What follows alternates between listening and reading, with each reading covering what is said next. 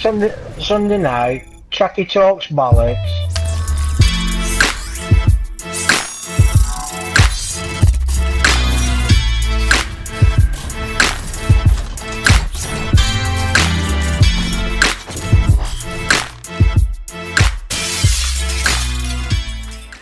Hi girls and guys, it's MrTrakky and we're on the right track. Guys, welcome to another episode of the Real Life Show. In today's episode, I'm going to speak about the court case that followed me getting stabbed. If you've missed that episode, I'm going to link it in the description down below. But before we start, I must apologise if you can hear any banging in the background. It is November the 5th in the UK. So that means it's bonfire night and the whole nation is lighting fireworks. But anyway guys, let's get into it. So I became 18, and about 4 months after me getting stabbed and this gentleman getting arrested and charged formally, it was a court case. Now I was 18 at the time and I believe he was as well, but it still had to be tried in a youth court because the actual incident took place when we were both youths. He was charged with grievous bodily harm, which annoyed my family to know that somebody actually tried to stop my heart beating and they got a lesser charge. But we got over that fact, and my mum tried to prepare me for certain things that were going to happen in this particular trial. She did believe, she was under the impression, because it was a youth court, that they wouldn't be as full on as your usual barrister or lawyer or whatever you want to refer to them as. So in court, and he was answering his questions as to what had done and got cross-examined, blah blah blah. But then it was my turn, the victim, and I will say this straight off the cuff: anyone who has to experience or relive something of that magnitude but be asked questions as if you're lying is going to be one of the hardest things you are ever going to deal with. And I understand fully why some women are unfortunately victims of rape and choose not to say anything, because the immense pressure that I was put under as a victim was indescribable.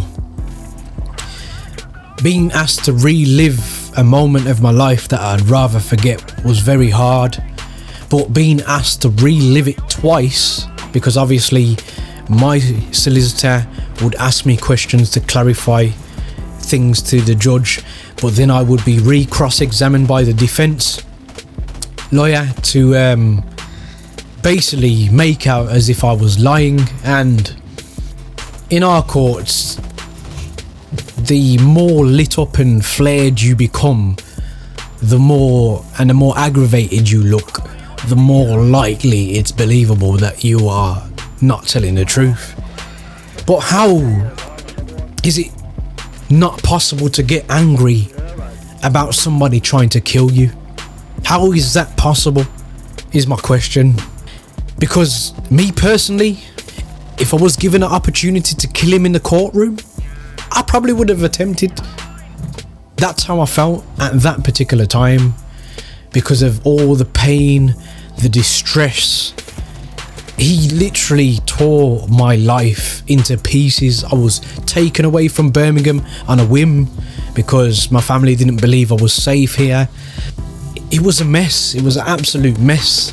And to hear a solicitor practically telling me that, one, there wasn't a blade, and then two, to come at me and say, "You stabbed yourself, sir," very aggressively, was very hard to deal with. 18 years old, a man by the UK laws, but still very, very immature in regards to life experience. And it really was hard to deal with, guys. Ever so hard. But it actually got to the point where the judge got involved and told the defense lawyer practically that she was going over the same point about this knife, and it was time that she put her case to rest because she didn't have much more to say.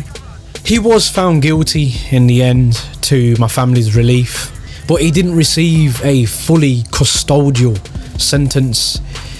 He was put in a detention centre, which is a bit like having a curfew.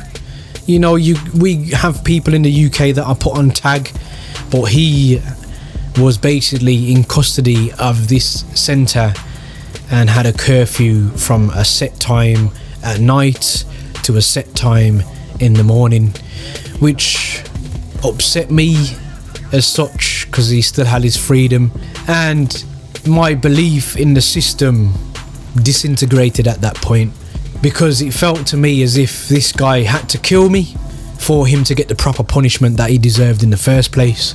And it was really hard to stomach.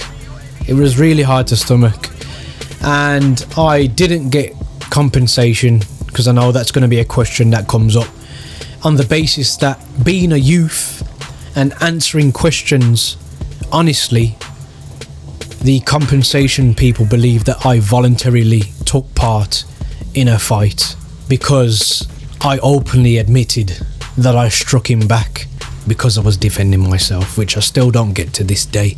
And that was just another bit of salt in the wound.